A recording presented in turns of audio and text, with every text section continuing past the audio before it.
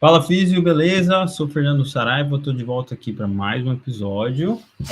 Se eu não me engano, o 41º, mas o que interessa é que hoje a gente vai falar com o Felipe Lima, que é fisioterapeuta da neurologia, mas eu vou deixar ele falar um pouquinho mais da história dele, de onde ele é, quem ele é, de onde ele vem.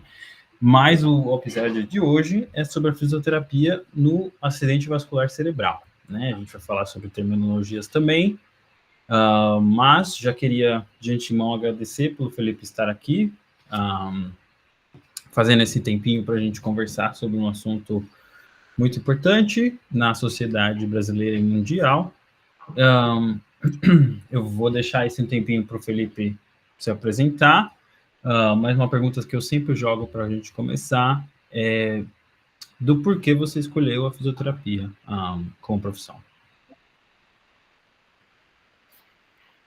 Olá, fala Físio, obrigado Fernando, obrigado pelo convite, primeiramente, obrigado por essa oportunidade de falar um pouquinho sobre a fisioterapia neurofuncional e principalmente pelo AVC. Muito bem, sou Felipe Bandeira Lima, sou fisioterapeuta formado pela UEL e fiz residência em fisioterapia neurofuncional na UEL também, adulto, 2014-2016. Tenho doutorado em fisioterapia pela Universidade do Porto, em Portugal, e algumas formações como Bobat, Exobots, trago algumas formações na parte de dor, coluna, e essa área de minha área de atuação. Falo aqui da minha clínica, Neurodoc Reabilitação, que o pessoal vai conseguir ver aqui. Então, a gente tem um foco hoje de reabilitação neurológica desde o AVC, coluna, lesão medular, esclerose múltipla, paralisia facial, trabalhamos também com a parte de geriatria e as disfunções ali de ombro e quadril, também, isso é algo que a gente trabalha bastante e focado nisso com muito trabalho, muito amor aí meu e da minha equipe. Muito bem. Então, por que escolheu a físio? Primeira pergunta, né? Acho que, como todo bom fisioterapeuta, já tentei ser atleta um dia, era jogador de handball, lesionei meu tornozelo, não tive uma boa reabilitação no começo, não sei se era eu muito novo, que não observava, ou se foi o processo da cidade que eu venho, que eu sou de Campo Mourão, interior do Paraná, assim, não tinha muito acesso a isso. E sempre quis buscar entender por que eu não consegui jogar no mesmo nível que eu jogava antes, né? Lógico, não ia ser um atleta de elite, né? Porque eu sou baixinho, tenho 1,75 m, handball hoje o cara tem que ser no mínimo 1,90 m, mas é algo que eu quis buscar. E entrei nesse ritmo, passei no vestibular na UEL, fui pensando nisso, só que dentro da UEL eu comecei a perceber que a parte esportiva não era a área que eu queria, essa parte de reabilitação esportiva. Comecei a perceber que neuro era algo que me interessava mais, né? Essa reabilitação um pouco mais complexa, como que o corpo funciona, quem que manda no corpo, quem que está fazendo algo ali para comandar. Isso foi me chamando a atenção durante o curso. Acho que era isso, né? Tá certíssimo, e eu fui no caminho contrário. A neuro não tem como você não falar de neuro, qualquer área que você vai atuar, mas eu fui no caminho contrário de ir atrás da esportiva. Mas aí fiquei curioso para saber se sua clínica é no Paraná. Isso, é a clínica em Curitiba. Então, eu já fui um pouco nômade aí, já trabalhei em Londrina, Maringá, Curitiba, São Paulo, fui embora para Portugal, voltei para Maringá e agora estou em Curitiba. Então, a clínica, já fazem 5 anos que eu atendo aqui, mas essa, na verdade, nós inauguramos dia 28 de julho, agora, exatamente agora, essa sala aqui, que é uma parceria com o Neurodoc, Neurologia e Neurocirurgia, de um grupo de médicos aqui que tem no mesmo prédio. Ah, que legal. Bom, então tá bem localizado, né? Muito bem. E aí você morou em Portugal para o seu pós-doutorado ou para o doutorado? Doutorado. Então, quando eu saí da residência, a gente sai com um limbo, né? Porque a residência você está empregado, está assalariado, você aprende muito, são 10 anos ali de informação, de doenças raras chegando para você atender, estudando. Só que você sai, tipo, em março da residência e fala assim, 5 de março, pronto, você está desempregado, você não sabe o que fazer. Né? Não existe concurso em março, não existe nada entrando ali. E eu, como fiquei um pouco nesse limbo, não queria ficar em Londrina, porque Londrina tem muito profissional bom, eu queria algo de destaque, queria algo de desbravar. Eu tinha pensado em Maringá, tinha pensado em Curitiba, que tem bastante profissional, mas tinha uma área de atuação muito maior. E comecei a ver, falei, não, vou continuar estudando. prefiro continuar estudando. E bem por acaso eu recebi uma chamada lá do edital de doutorado direto. Então, da residência eu fui direto para o doutorado em Portugal. E eu entrei, mostrei o currículo, mostrei a formação da residência, eles consideraram como segundo ciclo lá, então mestrado para eles chamam de segundo ciclo. E a residência eles consideraram, porque a gente fazia, né, 2.000 horas e mais a tese da monografia, da residência, tudo, né? Então eles consideraram e eu consegui entrar direto no doutorado. Essa daí foi uma parte aí que eu fiquei 1 ano e meio desvinculado um pouco da neuro. Porque lá eu fui sem bolsa. Então, tinha que trabalhar. E eu trabalhei num time de futebol, Águas Santas, e numa clínica de estética. Caramba! E no clube você estava de físio? De físio mesmo. É terceira divisão lá de Portugal, cara. Mas é bem legal, foi uma experiência bem interessante. Ah, imagino. E o doutorado foi só 1 ano e meio, então. 1 ano e meio lá, eu fiz todas as disciplinas, montei o projeto, aí como estava difícil essa questão de se manter lá, né, eu consegui fazer o sanduíche ao contrário, né, geralmente a gente estuda doutorado aqui no Brasil e faz uma parte dele fora, eu fiz ao contrário, eu estava fazendo cursando direto lá e fiz um vínculo com a UEM em Maringá, o Laboratório de Biomecânica da UEM, para fazer análise de vídeo dos movimentos de membro superior de pessoas com reabilitação do AVC. Daí eu consegui esse vínculo, então vim para o Brasil fazer a pesquisa propriamente dita. E aí, terminou aqui ou lá mesmo? Terminei aqui mesmo. Na hora que eu fui defender a pandemia, defendi online, cara, não precisei voltar. Casou, né? Isso. Bom, eu cheguei aí para Porto, nada a trabalho, mas foi só para um show, eu fiquei mais em Lisboa mesmo, mas o pessoal fala que Porto é mais bonito, né? É maravilhoso, é um lugar que eu voltaria para morar e trabalhar facilmente, espetacular lá. Indico bastante, indico a Universidade do Porto, Laboratório de Biomecânica lá, pessoal, o professor João Vilas Boas, o professor Ricardo Fernandes, são excelentes, cara. E você gosta do sistema de fisioterapia do país? Que o pessoal tem muito... Se fala muito sobre, né? É diferente. O tipo de reconhecimento é diferente, tanto que lá, agora que eles estão começando o reconhecimento mais aprofundado, então, por exemplo, antes, até quando eu fui, o conselho da fisioterapia é direto do Ministério da Saúde deles, assim, então não existiria um conselho, agora que está tendo um conselho lá e tal, então que está sendo algo diferente, assim, eles estão começando a se impor mais, mas isso dos últimos 3, 4 anos. Sim. O Cavalieri veio aqui, né, ele trabalhou um tempo em Portugal, né, e aí ele comentava que a área dele é mais esportiva, né, mas ele comentava que era fisioterapia de verdade, né, vamos falar assim, no Porto e no Benfica, de resto, era o resto, basicamente. Então, apesar do idioma, que tem essa facilidade para a gente, né, tem uns outros empecilhos que vêm depois, né, querendo ou não. É um pouco diferente, mas tinha lá, eu lembro de uma clínica que eu cheguei a conversar com o cara, mas como estava um processo ainda de validação do meu CREFITO lá, ele não topou, ele falou, quando validar, você continua, mas ele teve a oportunidade de voltar. Era a Clínica Cérebro, em Braga.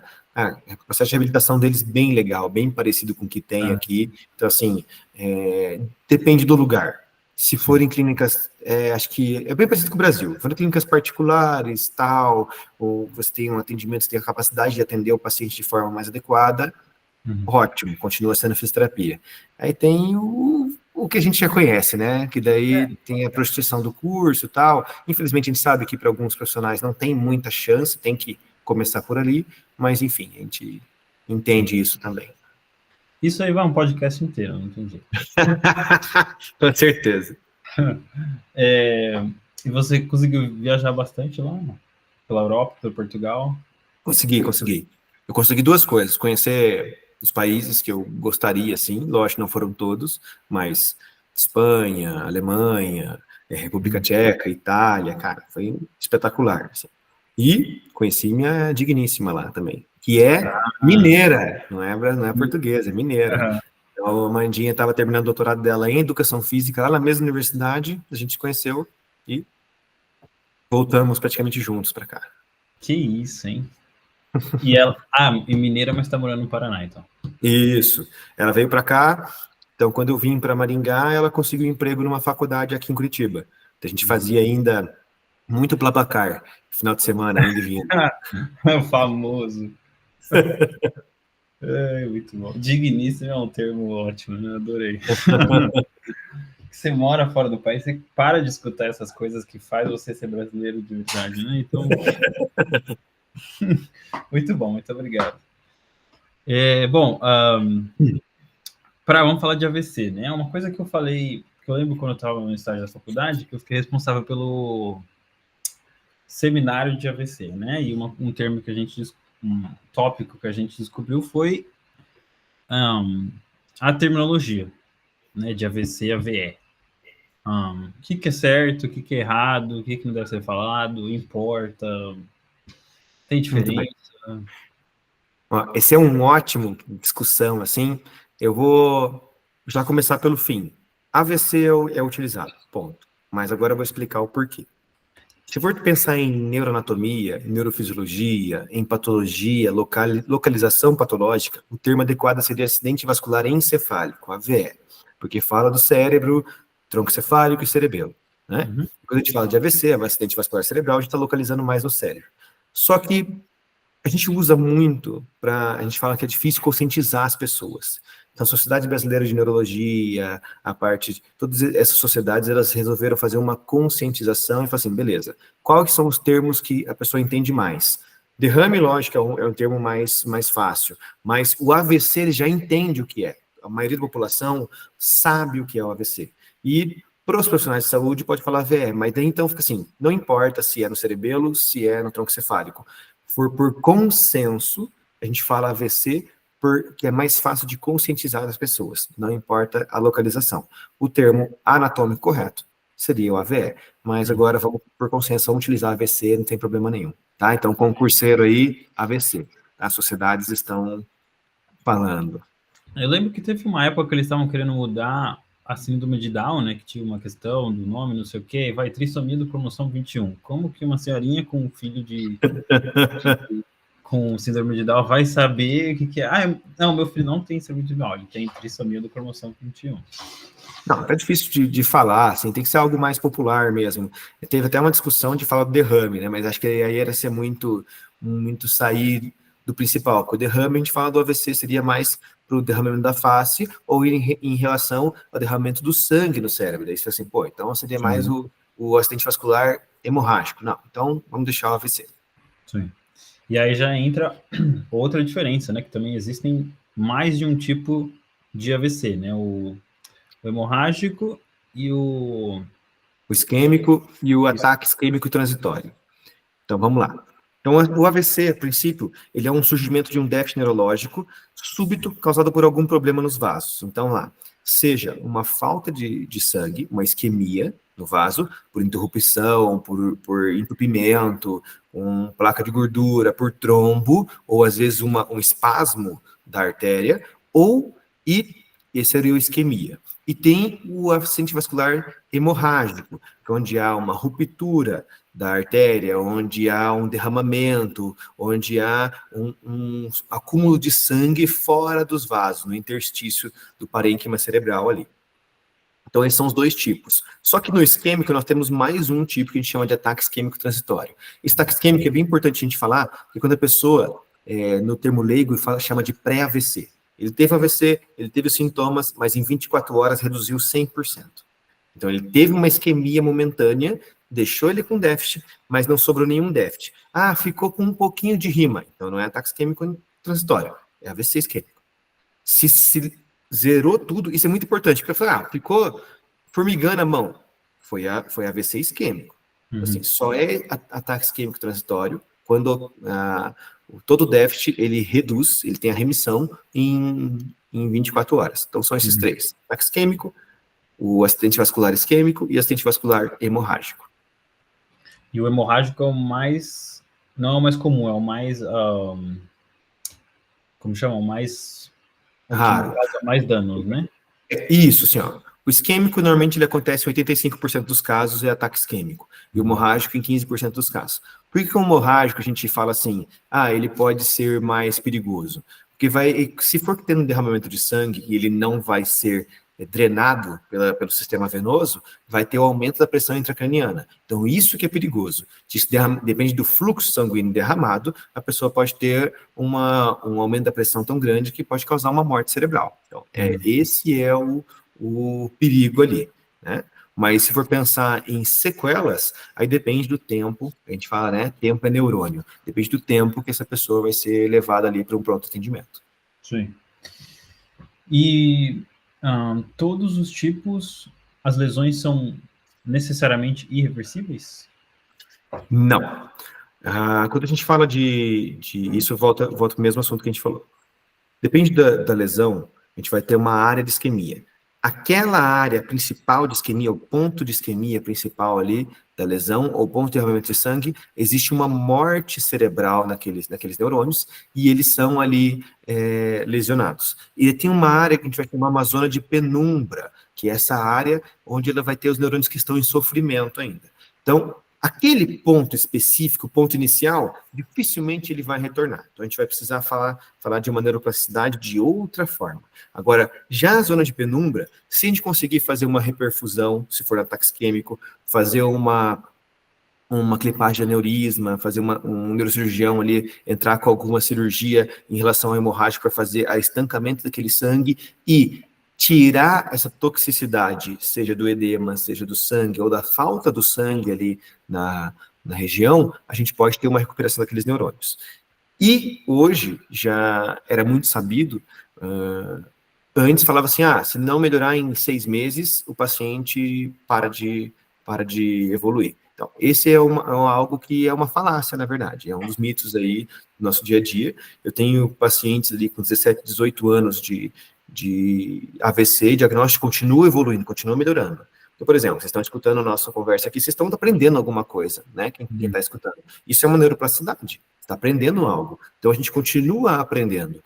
Mas aqueles neurônios da parte principal do ponto focal morreram. Só que temos outros que podem aprender a função, que podem assumir a função, ou podemos criar neurônios. Eu tenho alguns casos bem legais para falar, não dá para mostrar que eu não tenho autorização do paciente, mas, por exemplo, eu tenho autorização só mostrar em sala de aula. Tem uma paciente que teve uma hemisferectomia, então perdeu todo o hemisfério cerebral, ou seja, do lado direito, do lado esquerdo parou de funcionar 100%.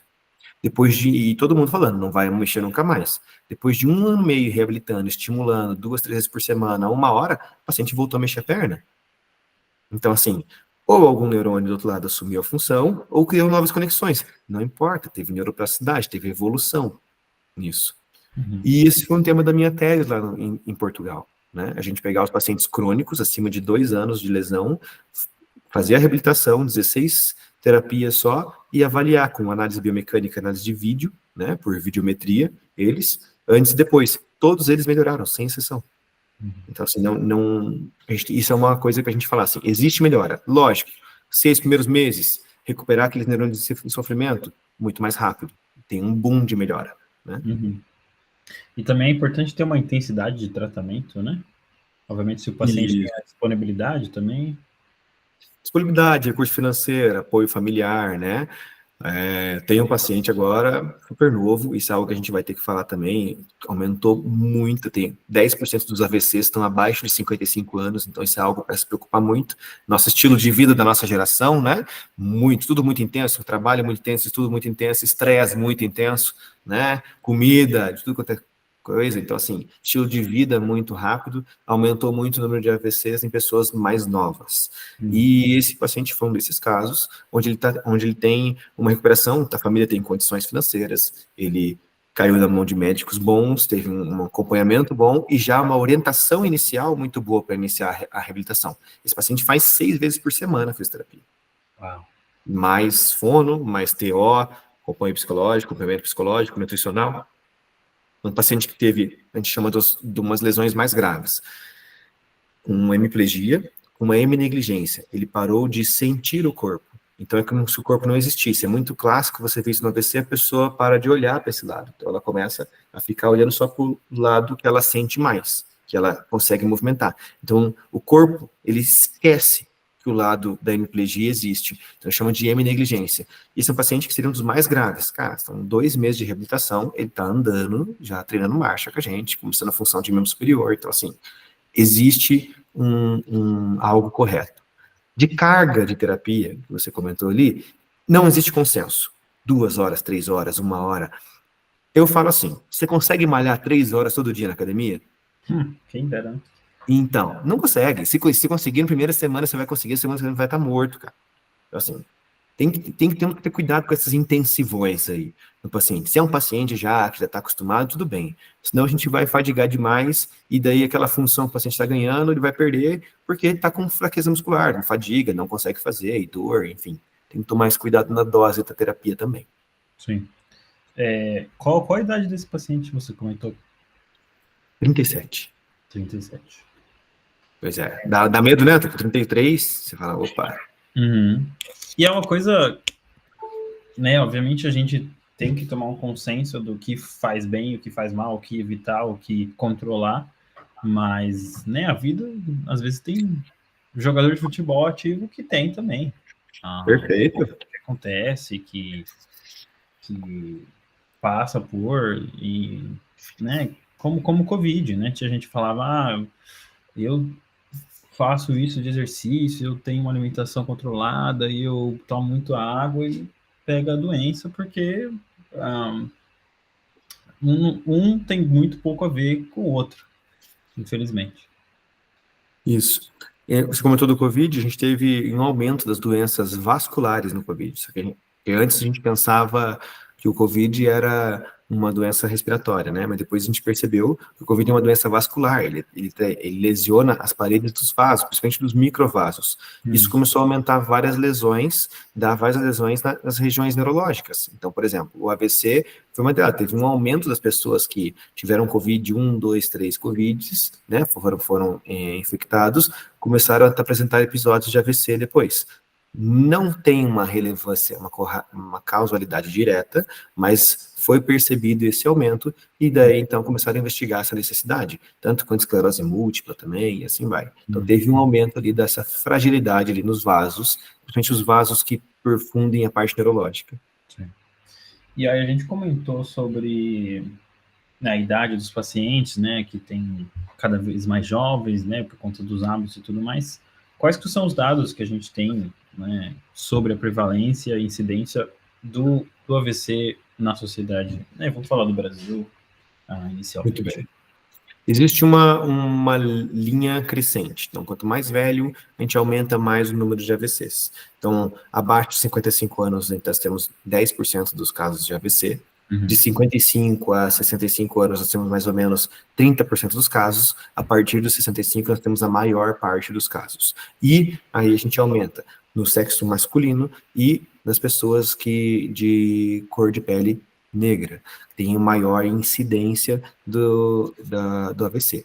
Aí tem algumas explicações fisiológicas para isso, a questão da rigidez, da artéria, do homem se cuidar menos, aí tem a questão, a gente pode discutir de novo, é outro podcast, a questão sociológica, né, que as pessoas negras, querendo ou não, têm uma dificuldade maior de acesso ao serviço público, eles vão ter mais com alimentação adequada, inadequada, e assim vai. Então, isso tem um viés mais social do que ali em relação fisiológico. Já em relação ao homem, o homem se cuida muito menos que mulher. Então, se estressa mais, trabalha menos, vai menos ao médico, descobre menos os grupos de risco, né? Hipertenso, diabético, colesterol alto, a pessoa com fibrilação atrial, sedentário, obeso, consumo de álcool, tabaco, algum problema ali de história de doença vascular prévia, doença do coração, todos esses são fatores de risco ao AVC. Né? E agora nós temos mais um aí que está tendo uma epidemia, que é o estresse. Né? Então, o estresse, ele gera tudo isso que a gente está falando aqui, né? Então, aumenta a pressão arterial, a pessoa fica estressada, rígida, os picos de pressões pode gerar uma isquemia. Sim, com certeza. O sedentarismo também, né? Muito... Isso, perfeito. Atividade física, nós estamos num mês muito importante agora, né? Que é o mês, a gente celebra a atividade física, e a Sociedade Brasileira de Neurologia está atrás ali de tentar deixar as pessoas fazer uma prevenção do AVC, no mínimo 30 minutos por dia aí de exercício, que seja caminhada leve, alguma atividade física, para que a gente previna o AVC através dos exercícios. Lembrando que o exercício ele é bom literalmente para tudo, desde até para dor, para a gente melhorar o HDL e assim vai. Então, diminuir a obesidade, treinar a parte do coração, fazer o controle arterial, controle glicêmico. Então, se a gente pensar em algo desse tipo, é uma prevenção espetacular aí, a prática de exercício físico para o AVC. Sim. E aí o coronavírus, depois da pandemia, se tornou um dos fatores para desenvolver a doença? Ou como parte entra como risco? Não entra como risco, mas vai ser uma triagem. A pessoa que tiver chegou no hospital com sintomas de AVC e se teve algo, por exemplo, um episódio há 2, 3 semanas anterior de corona, ou aquela corona longo, né? E isso vai ser investigado com certeza. Sim. Mas não é algo assim na triagem inicial que vai ser preocupante. Ali, tá com coronavírus e vai ser mais afetado. É só para saber se ele teve e evoluiu uma história do paciente mesmo. Entendi. Bom, acho que o que acontecia com certeza na pandemia era, por exemplo, algum paciente que desenvolvia o AVC, entrava com internação hospitalar, por exemplo, e se contraía com Covid, né? Isso, ou se tinha uma contração prévia, né? Isso a gente teve casos aqui na clínica de paciente, teve episódio de Covid e teve um AVC. Entrou Covid de novo, teve outro AVC, né? Teve isso, episódios assim, mas, como disse, não é uma regra, né? Não existe uma causalidade sobre isso, são casos separados. Mas tem esse cuidado ali do hospital também, que a gente tem que tomar cuidado. Eu vou jogar a bola daquele protocolo que a gente tem do SAMU, né? Do SAMUEDO, se eu não me engano. E aí depois eu quero fazer uma pergunta sobre o que a gente tem que fazer nessa situação, mas vamos falar inicialmente do SAMU, né? Tá. Vou falar de algumas coisas importantes antes de a gente falar do SAMU, como a gente chegou nesse SAMU. Então, é algo que é da Sociedade Internacional aí, Mundial da Saúde, da Organização Mundial da Saúde, que traz isso como 6 pontos importantes aí, que a gente tem que pensar sobre AVC. Primeiro, reconhecer precocemente. Está escutando uma furadeira aí? Estão mexendo na sala de cima. Essas horas? Essas horas. Não, só pode mexer, como é prédio clínico, só pode mexer a partir das 6. Vamos lá. Então... Não, tá de boa. Beleza. O reconhecimento precoce vai fazer a diferença para a reabilitação, né? A gente pensar que uma a cada 10 pessoas vai ter uma recuperação excelente, mesmo sem fazer nada pós-AVC. Existem medicamentos ali muito importantes a serem administrados nos primeiros momentos, então levar para um hospital ou encaminhar, saber na sua cidade, profissional de saúde, orientar as pessoas um hospital que seja referência de AVC na cidade, né? Isso é muito importante.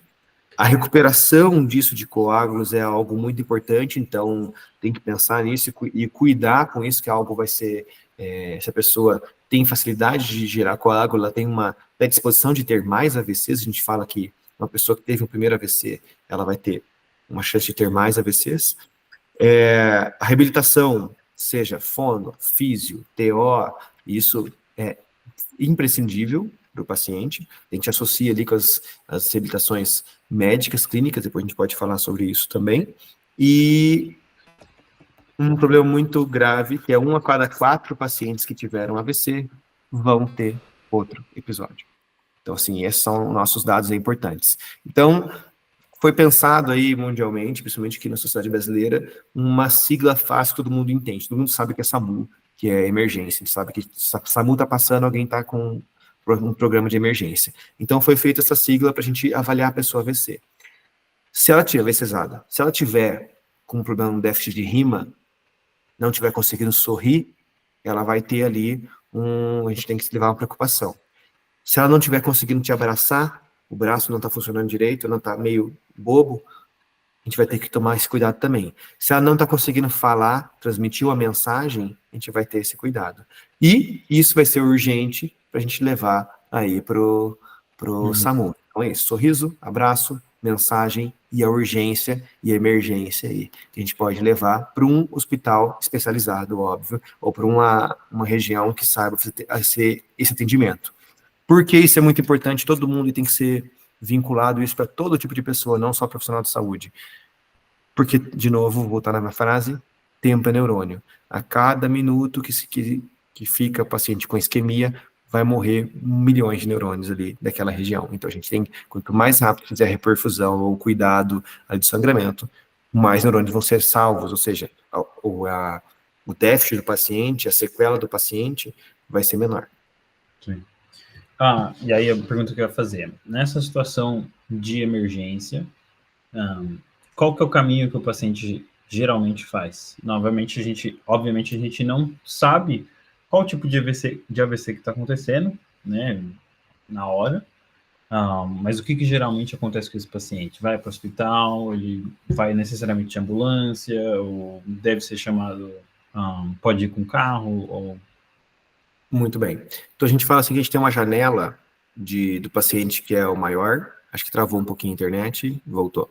A gente tem uma janela de 3 horas para o paciente que tiver isquemiado, uma janela segura, para ele fazer a reperfusão com trombolítico, para desfazer o trombo ali com medicação e ter uma boa recuperação. Então, a gente tem assim, desde que ele teve episódio até fazer reperfusão, nós temos 3 horas. Então, aquele paciente que está na sua frente, quanto mais rápido você levar, mais rápido ele passa da porta do hospital, você avisar que ele tiver sintomas de AVC, o neurologista avaliar ele, começar o processo de trombólise, antes vai ser melhor.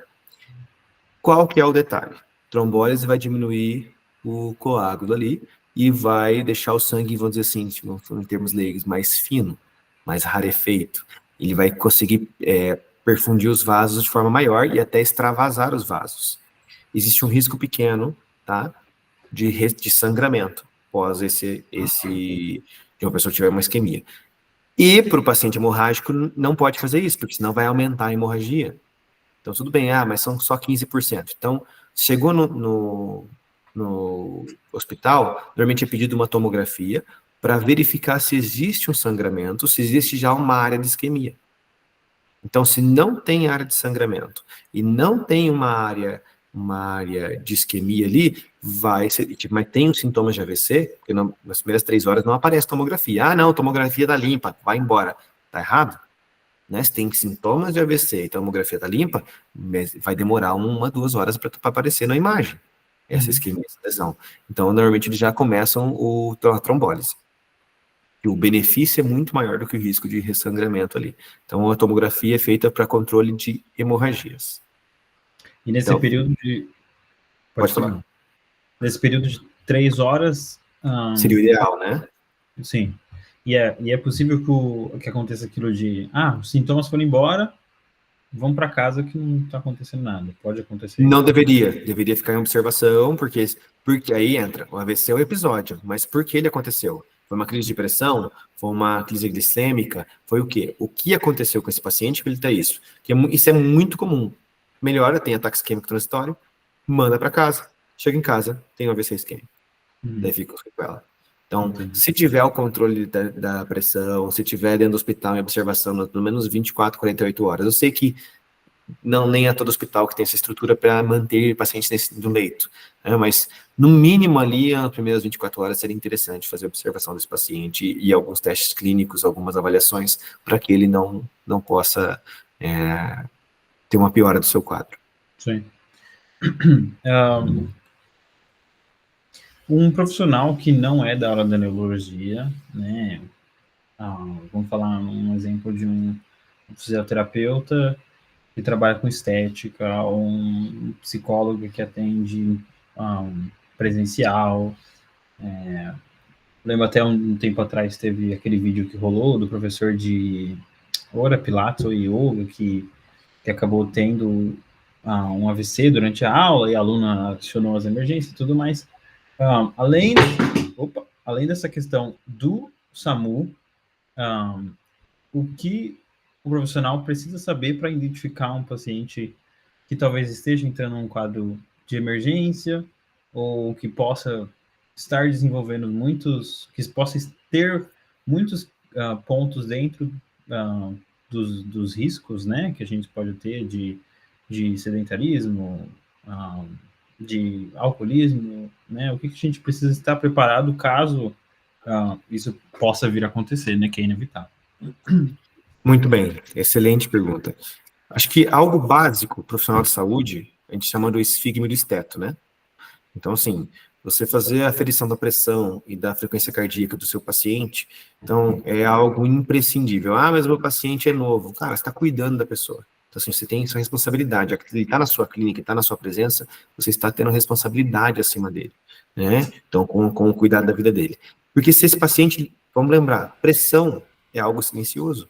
O paciente pode estar com uma crise hipertensiva e não está sentindo nada. Tem pessoa que não sente nada, tá lá, tipo, a 18/11, ele não está sentindo nada. Ah, tô com uma dorzinha leve na cabeça, parece uma enxaqueca que eu sempre tenho. Pô, sempre tem? Não, cara, não existe isso. Não podemos normalizar a dor de cabeça. Podemos normalizar isso. Então, isso é algo que, para ser prevenido, bem interessante.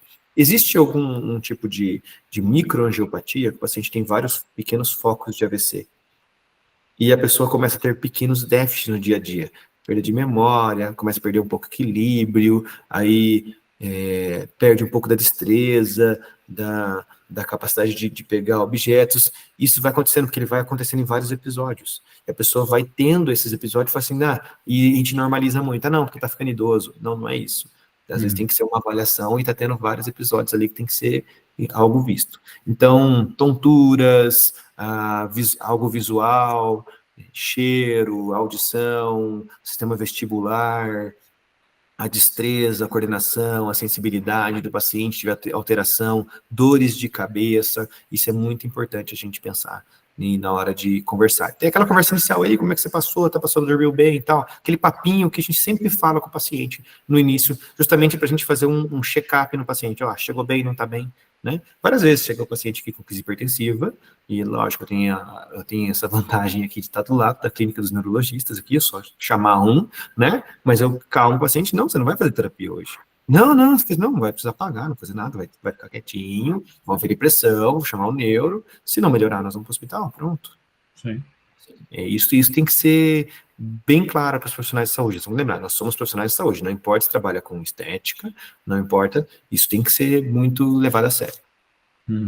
Muito bom. Uma coisa que a gente, acho que pouquíssimo falado, principalmente se o pessoal trabalha com um esportivo, que seja, não, a gente assume que o paciente já está com tudo aquilo em dia. Eu gosto muito daquele teste, né? Eu gosto de falar assim que eu posso falar da educação física, porque minha esposa é professora de educação física, meus pais, minha irmã, meus amigos, então assim, eu gosto muito daquele teste lá. Você tem problema cardíaco? O paciente responde, não. Né? Mas como é que você sabe, né? Você fez algum teste e tal? Aí o paciente fala que não, ele assume a responsabilidade, só que não é assim, né? Se o paciente infartar na sua academia, se tiver uma AVC na sua academia, é a academia que vai ter o problema, não é o paciente somente, né? Então, temos que levar isso muito a sério. Com certeza. Eu acho que uma coisa que acho que é diferente, né? A gente vê diferente não, é difícil ver um estágio de universidade que faz as coisas certas, né? Que é como deveria ser. Mas eu lembro que toda vez que a gente ia atender paciente né, da universidade, no estágio, a gente aferia pressão no começo e aferia pressão no final, independente se era atleta, independente se era idoso, independente se era, né, uma pessoa de meia idade, e eu acho que é bem importante a gente levar isso para as clínicas e para os, né, acho que, não, mas ou home care, por exemplo, né, é importante ter isso em dia. Com certeza. Olha, eu sou professor da Uniopet também, né, na de fisioterapia, e estou com a cadeira de biomecânica, de neuro lá. Você pode perguntar para meus alunos de estágio também. Eu sou bem Caxias, hein, cara? Eu faço eles aferirem. Tá? Tem que aferir pressão, tem que controlar a frequência cardíaca, tem que controlar a Borg do paciente, tem que controlar tudo, tem que dar descanso. Se não controlou, ele sabe, cara. Eu sou chatão, assim, porque é vida, né? Eu falo para eles, vocês vão matar o paciente de vocês. Morre menos gente do que o risco que eles estão correndo ali, né, no dia a dia. Então, tem que cuidar do paciente. Defina Caxias. Muito bem. Eu acho que eu faço, eu ensino, eu instruo eles, eu cobro o que eu gostaria de fazer. Então eu falo para eles assim, pensa que vocês estão vendendo, vocês estão tentando ser contratado numa clínica para ganhar, sei lá, 40 mil reais por mês. Você vai atender o paciente do SUS, assim. Não importa se ele não vai pagar, você não vai ganhar nada. Por quê? É sua avó atender a sua avó, atender o seu pai, a sua mãe. Você vai dar um melhor atendimento. Então eu falo para eles, vai ter que fazer esse cuidado, vai ter que chegar com o planejamento, não é chegar, vou ver o que vou fazer no paciente. Avaliou o paciente corretamente, fez os testes clínicos validados internacionalmente e nacionalmente para aquela doença específica, vai acompanhar o paciente, planejar, vai fazer o exercício, não cumpriu o objetivo, vai traçar o objetivo de curto, médio e longo prazo e controlar essas partes cardiovasculares do paciente, que é o básico, né? Então, nós temos muito no estágio pacientes tetra, né, que faz mesa ortostática, tudo. O básico é você referir pressão e frequência cardíaca do paciente. Porque ele fica sentado o dia inteiro, a hora que ele vai fazer mesa, a hipotensão é clara. Ou às vezes pode dar hipotensão e depois um pico de hipertensão arterial. Sim. Então, a gente tem que tomar cuidado com isso. E eu cobro muito isso. E eu cobro mesmo, assim, diariamente deles. Felipe é Caxias, tá tudo certo. Isso aí. É uma gíria do Paraná que vocês usam? Nunca tinha ouvido falar. Nossa, não sei nem de onde que é, mas eu acho que é, Portugal. Né? Isso, não, é daqui mesmo, de Campo Mourão. Campo Mourão, Curitiba, o pessoal usa bastante. Bom, vou perguntar para o amigo de Curitiba, eu vou perguntar para ela. Então. Isso. Pergunta o que é Caxias, a ver se ele responde. Eu fiquei curioso para saber que você chega na universidade, ou geralmente essas áreas são hospital e neuro. Então, geralmente os estagiários chegam assustado e que eu nunca vi isso e não sei o quê, às vezes tem história na família. Chegam assim para você também?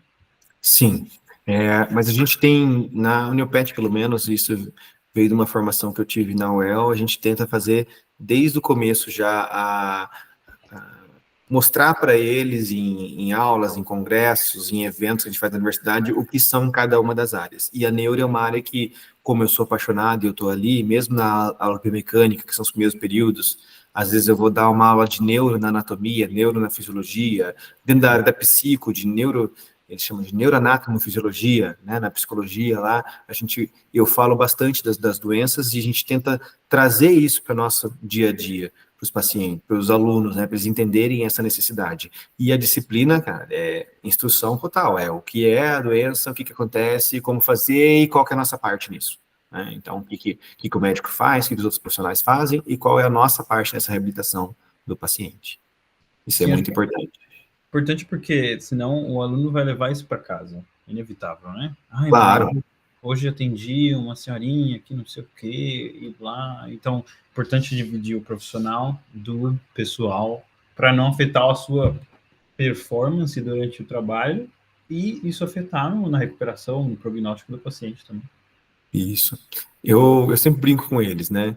Que quando a gente está atendendo o paciente da orto, da desportiva, é muito mais cômodo a gente não ter esse cuidado com o paciente, sabe? Ele está errado, porque a gente tem que ter o cuidado total com o paciente, mesmo sendo da ortopedia, mas é muito mais cômodo de não ter, porque é um entorse de tornozelo, é um entorse de joelho, então assim, o risco para a saúde, o risco de morte do paciente na sua mão é muito menor. Sim. O risco de sequela do paciente na sua mão é muito menor. E na neuro, o que deixa todo mundo assustado é que o paciente já está grave, ele já chega grave para você. Né? O paciente com AVC, ele é cardíaco, ele é vascular, ele é respiratório, ele é urológico, ele é ortopédico, as lesões de ombro, joelho, tornozelo, e ele é neurológico. Então, assim, e isso daí então, assusta muita gente. Né? Mas sempre tem aqueles que vão curtir e vão para a área. Eu sempre falo, não gosta, não atende. Ah, mas eu estou precisando de dinheiro. Não atende, você vai estragar a vida da pessoa. Não sabe o que fazer, não atenda. Sim. Eu faço isso com pediatria, cara. Não sei o que fazer, eu encaminho para os meus colegas, não atendo. Uroginecologia, eu encaminho para o Matheus, que é a área aqui. E assim vai, não tem... Seria ótimo se todas as clínicas fossem assim, né? Tinha um andar de ortopedia, um andar de físio, não sei o que, aí todo mundo, se alguém precisasse de um, era só subir ou descer e Perfeito. Perfeito. Acho que um tópico muito legal que a gente não falou foi a reabilitação, né? Ok. Curioso para saber qual que é o processo, né? E também em que momento começa, né? O paciente já acabou de ter, está lá no hospital, já está fazendo, já está, por exemplo, mobilização precoce, um, ou aqueles movimentos de flexão e dorsiflexão metabólicos, né? Os decorrentes, né? E também fiquei curioso para saber dos recursos que geralmente o fisioterapeuta usa, né? E o que tem sido apontado como maior evidência para auxiliar no prognóstico, né? Perfeito.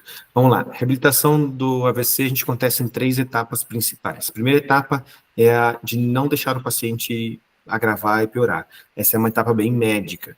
Então, é aquela que a gente conversou no começo ali, né? No meio, na verdade. Então, é o paciente isquêmico fazer reperfusão e o paciente hemorrágico não deixar essa hemorragia continuar, então estancar a hemorragia. Então, fazer reperfusão, fazer a trombectomia, cateterismo para retirada do trombo, ou às vezes fazer uma cranectomia descompressiva, retirada da calota, craniotomia descompressiva, desculpa, retirada da calota e fazer alguma procedimento cirúrgico nas artérias ali, liberar, descomprimir esse cérebro que pode estar com hipertensão, com edema ou com a hemorragia. Então, esse é o primeiro cuidado de reabilitação já.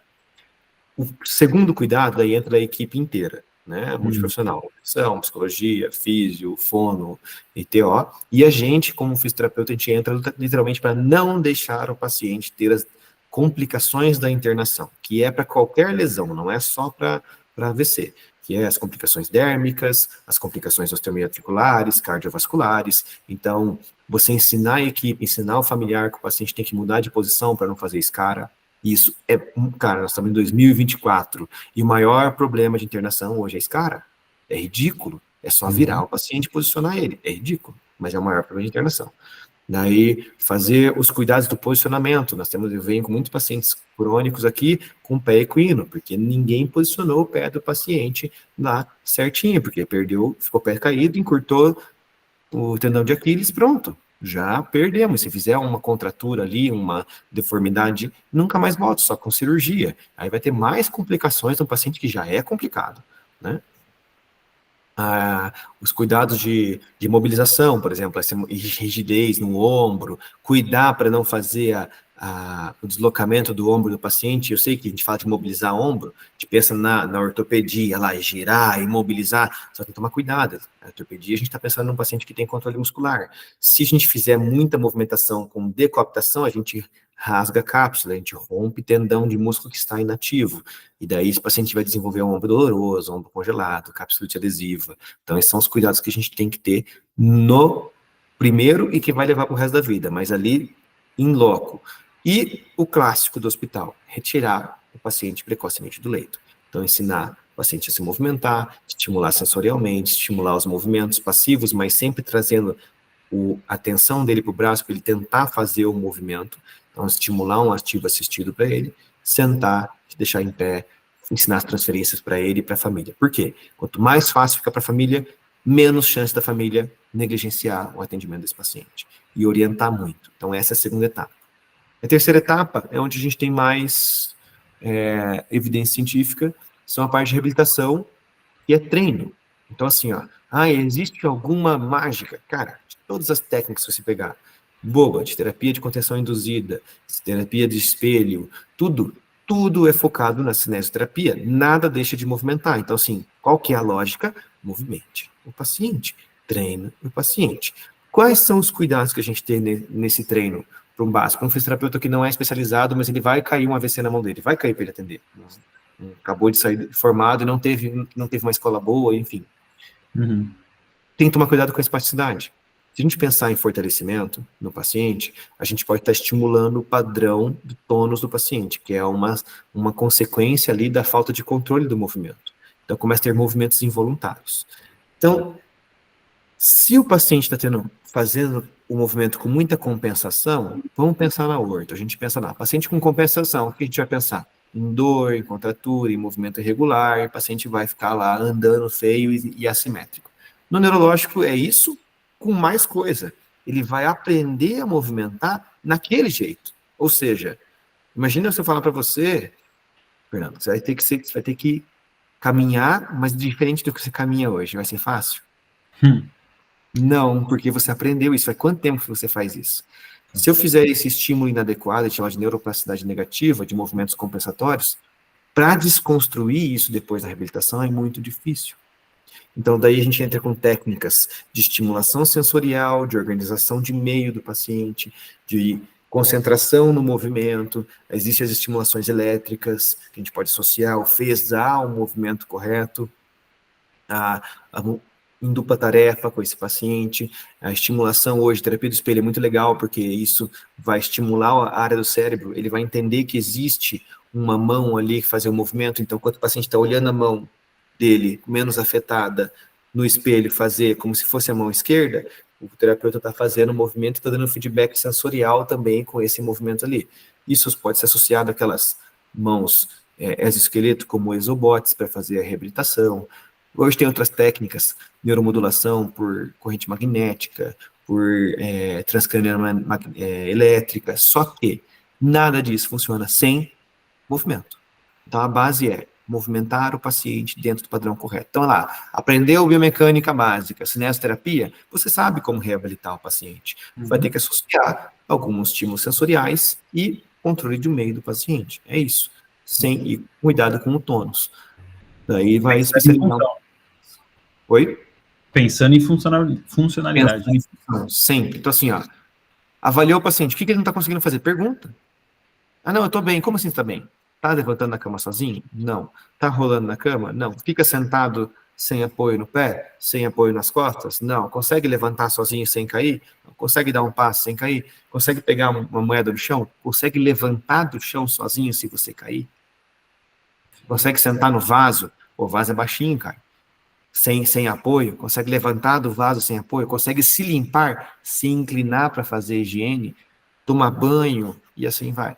E daí pensar nos exercícios focado nisso. Essa é a base da neuro. Daí, lógico, a gente associa algumas terapias mais específicas, cada terapeuta gosta da sua, mas, de novo, o que tem consenso tem que reabilitar, tem que movimentar esse paciente. E aí a gente consegue jogar o prognóstico, pensando na funcionalidade, por exemplo, laboral ou esportiva. Isso, obviamente, depende de cada paciente. Depende da gravidade, bastante. Exatamente. Mas aí a gente depende de dois fatores. Tempo. Então, assim, um paciente acabou de ter um AVC, a gente sempre vai ser mais esperançoso no prognóstico dele, independente se for hemiplégico ou hemparético, hemiparesia ou hemiplegia, né? Total, perda do movimento ou parcial. E crônico. Um crônico, que já está tipo 6, 7 anos naquele movimento, a gente vai saber que se ele não mexe o braço há 6, 7 anos, eu não vou falar para ele que daqui a 3 meses ele está jogando vôlei, né? Isso é sacanagem com o paciente. Está jogando, dando um objetivo, talvez eu consiga fazer com ele comece a estimular um pouco aquela musculatura daquele ombro. A gente vai movimentando isso. Então, assim, ó, hemiplegia, com heminegligência, com síndrome de Push, aquele paciente que tem o lado direito hemiplégico e ele empurra o lado esquerdo para cima do direito, que são casos muito graves, o prognóstico é um pouco mais difícil. Né? Não é que é impossível, é um pouco mais difícil. Pacientes com uma hemiparesia leve, perdeu o movimento, mas tem ainda movimento, mas com uma falta de coordenação, um prognóstico muito bom. Normalmente chega uma hemiparesia, eu gosto muito de falar para o paciente assim, cara, você vai andar, você vai movimentar, vai conseguir fazer tudo, nós vamos estimular. Porque daí você já quebra aquele medo do paciente, não posso fazer nada. Eu tive, infelizmente, 2 pacientes em Maringá, que o físio falou para o paciente que ele tinha que ficar deitado até ele melhorar. E o paciente que era leve, a lesão dele, ficou grave, ele perdeu a capacidade de andar. Então, assim, aí somou AVC com a sarcopenia, com envelhecimento, com perda da função, tem que lembrar disso também. Então, um paciente não chega só com AVC, ele tá um combo, a gente tem que cuidar tudo disso. Aí tem aquele mito também, eu falei do fortalecimento, né, que não é que não pode, tem que tomar cuidado. Mas se é um vovozinho, que é sarcopênico, é fraco, teve AVC, eu tenho que fortalecer ele. Cirtometria de quadríceps é longevidade. Quanto maior a circunferência do quadríceps, maior a longevidade da pessoa. Isso está publicado no Jornal Britânico de Esporte, cara. Então, assim, é espetacular isso. Tem que ter musculatura para aguentar o tranco.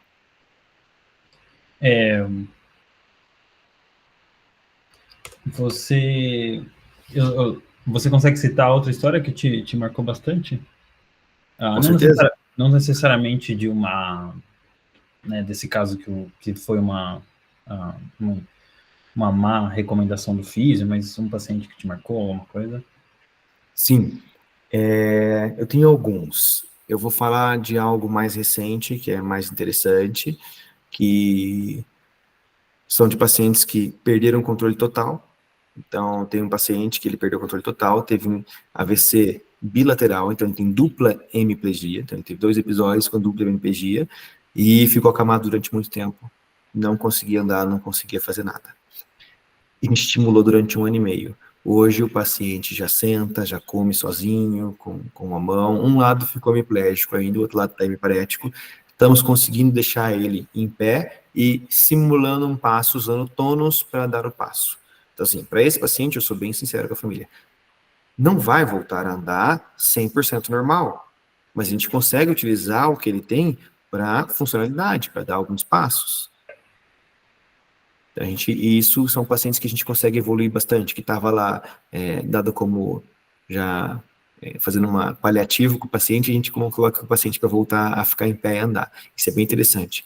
E outro, uma senhorinha de 97 anos, que teve AVC. Você fala, pô, 97 anos teve AVC, todo mundo, isso é difícil. E a gente reabilitou e a necessidade dela era, quero descer a escada do meu sobrado, eu quero voltar para Pilates. Esse era o objetivo dela. Então, assim, a gente conseguiu fazer ela conseguir descer a escada, subir a escada do sobrado. Então, essas são histórias aí que me animam mais como terapeuta e que me marcam bastante. Tem as histórias ruins que a gente sabe, que encontra no dia a dia, mas essas me animam bastante. Sim, com certeza. Acho que é importante falar sobre isso, porque eu via muito, pelo menos na minha realidade, eu via muitas pessoas desistindo de atuar na área da neurologia, porque, vou ter o paciente para sempre, mas a gente não vai ter melhor. Ou é só para manter. E eles queriam ter essa recompensa, né, para si, de querer o trabalho dele estar fazendo algum efeito. Isso é natural do ser humano, né, mas...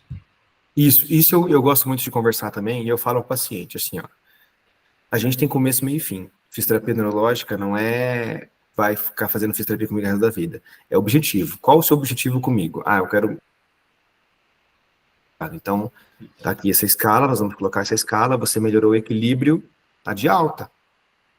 Agora, se eu vou encontrar no meio dessa terapia e falar, eu achei isso que eu consigo melhorar com você, vamos fazer de novo, vamos tentar? Mais um, e o paciente vai. Então, ele vai entendendo, mas você tem que trabalhar com objetivo. Então, ortopedia, o paciente está lá com dor no joelho, qual que é o objetivo? Perder a dor no joelho. Ele é um atleta de ponta? Não, o cara é um advogado que fica o dia inteiro sentado lá, ele só está com dor no joelho de ficar sentado porque ele cruza a perna. Qual é o objetivo que você tem? Parar de dor no joelho? Parar de dor no joelho é alta, meu filho, não é botar o cara para jogar futebol, é alta. Acabou. O neuro é a mesma coisa, o paciente tem que ter alta, ele não vai ficar a vida inteira com você. Só que é alta para quê? Alta para atividade física, alta para o dia a dia. Ele tem que sair alta com orientação, né? Agora, se ele falar assim, não, minha atividade física vai ser na físio, o paciente tem que entender que daí a gente vai trabalhar a função, mas e o terapeuta tem que entender que vai ter que fazer atividade física. Vai ter que trabalhar a parte cardiovascular, parte de fortalecimento e as funções do paciente. Então, isso tem que ser algo definido junto, mutuamente, né? Sim. Aí a gente entra num segundo momento para um educador físico que vai dar sequência nesse trabalho, obviamente uma pessoa que tem orientação e saiba esse background que o paciente tem, né, esse background médio. Mas eu também fico curioso para saber a atuação de outros profissionais sobre o AVC, né? Porque, querendo ou não, a gente sabe que o médico pode fazer cirurgia, pode prescrever medicamento, sempre vai estar lá presente. Mas o AVC vem como uma grande questão psicológica para o paciente, para a família, para o cônjuge e afins. Então, né? Perfeito. Muito bem. Aqui na clínica a gente tem duas profissionais de educação física, né? Nós temos a Amanda Santos e a Letícia Marto, que trabalham aqui comigo, e a Amanda Santos já é minha digníssima, então tá aqui o nome dela aí, para quem ficou... quem é Amanda era essa? Isso, essa mesmo. Então, elas trabalham já bastante, a Amanda trabalha mais com o Pilates e a Letícia com o personal. E a Letícia, de todos os meus pacientes neurológicos, eles vão para ela. Eu confio muito no trabalho dela, assim, ela é muito competente e tem esses cuidados do quê? Do controle do risco do paciente. Então, ela vai, faz o cuidado do paciente e vai embora. Então, assim, ó, o paciente não quer mais físico, ele quer treinar, dá para fazer, a gente tem que lembrar. Por que o paciente teve AVC? Ele é cardiopata, ele é hipertenso, ele tem glicemia alta, triglicerídeo alto, obeso. Então, quem que cuida disso aqui, além da medicação? É o profissional de educação física. Então, ele tem que treinar essa parte. E muitas vezes a gente trabalha em conjunto. Então, eu já falo para familiar, ó, não vou trabalhar a fisioterapia, mas ele tem que fazer reabilitação cardiovascular, ele tem que fazer esse fortalecimento, e já vai atendendo junto. Lógico, nos começos, em momentos mais instáveis, eu assumo mais parte, depois vai fazendo essa transferência. Então, às vezes, a alta é gradativa para o paciente, para ele fazer o acompanhamento daí, que é o profissional de mais longo prazo, que é a educação física. Sim. E tem psico também, ou vocês recomendam para outro lugar? Nessa sala não, mas na sala do lado aqui nós temos a Neurodoc Neurologia e Neurocirurgia, onde tem fono, tem psicologia, tem a parte de exames ali também, Neurodoc Exames, que é eletroencefalograma, polissonografia, eletroneuromografia e assim vai. Muito bom. Bom, né? Sim. Antes de finalizar, queria falar que a minha amiga respondeu, falou, não é paranaense, seria mais no sul e no geral, mas eles não usam tanto, vem de Duque de Caxias. Disse que seria alguém muito rigoroso. Isso aí. Pode perguntar, depois se algum aluno, eu vou mandar o podcast, se algum aluno meu mandar mensagem e falar assim, ele é chato mesmo, ele cobra mesmo. Ai, meu Deus, mas... a prova do professor Felipe, é isso aí, pode mandar lá. Mas você tem que mandar, que aí você vai saber se eles escutaram até o final. Isso, boa. Para ver se está prestando atenção mesmo. Bom, Fê, muito obrigado. Cara, bate-papo muito bom. Não tenho costume de fazer podcasts nessa área, mas agora estou querendo ficar cada vez mais ativo. Te agradecer novamente. Eu deixo um espaço para você, primeiramente, deixar um recado para o pessoal que não pode trabalhar nessa área, que está querendo ingressar ou já está ingressando, está tendo algumas dificuldades. Se por acaso tiver algum paciente ouvindo, né? Ou familiar, né? E também deixo o seu espaço para você fazer o seu jabá, né? Divulgar sua clínica, seu Instagram e afins. Muito bem. Primeiramente, Fernando, obrigado pelo convite. Acho que faz um ano que a gente está tentando conversar aí, vai e volta aí, e não conseguimos, mas que bom que deu certo. Já me coloco à disposição, quiser falar de qualquer outro assunto da neuro, de dor, já estou apto ali para conversar, e é um prazer enorme falar sobre isso. Sobre o pessoal que quer alguma curiosidade, paciente, familiar, me coloca à disposição. Tem meu Instagram lá, é Felipe Belima, Felipe com 2 L's, né? Frescura no nome, Felipe Belima, e Neurodoc Reabilitação, @Neurodoc Reabilitação. Podem mandar lá em direct que a gente conversa, a gente pode tirar dúvidas. Isso é um prazer enorme estar conversando com o pessoal, é a minha paixão, na verdade. Para os estudantes, pessoal que quer entrar na área, já formados, querem mudar de área, é uma área gratificante, maravilhosa, e que precisa estudar. Então, assim, além de toda a área que a gente fala de fisiologia do exercício, de biomecânica, na físio, na neuro a gente coloca a neurofisiologia, a neuroanatomia associada a isso, e algumas reabilitações sociais. Então, assim, vai ter que focar um pouquinho, né? Os livrinhos aqui, vai ter que focar um pouquinho. Temos livros e autores muito bons brasileiros, então não precisa ficar se matando. E lógico, né? Artigo, meus amigos, para saber de evidência, saber de novidade, é artigo. Agora, toda a base vem de um bom livro, então vai ter que estudar um pouco, mas é muito gratificante. São pacientes que você sente a felicidade neles de reabilitação, de fazer evolução. E neuro tem muita evolução. Tem que saber apertar o parafuso correto. Tá certo. Esse fica o recado aí. Tempo é neurônio, né? Isso aí, tempo é neurônio. Vamos cuidar aí, observar o SAMU aí dos pessoal da nossa entorno e vamos sempre pensar ali. Eu sempre falo, conhecer um hospital que você vai numa emergência. Um bom advogado e um bom contador é para todo mundo. Tá certo. Valeu, pessoal, e até o próximo episódio. Valeu, até mais, obrigado.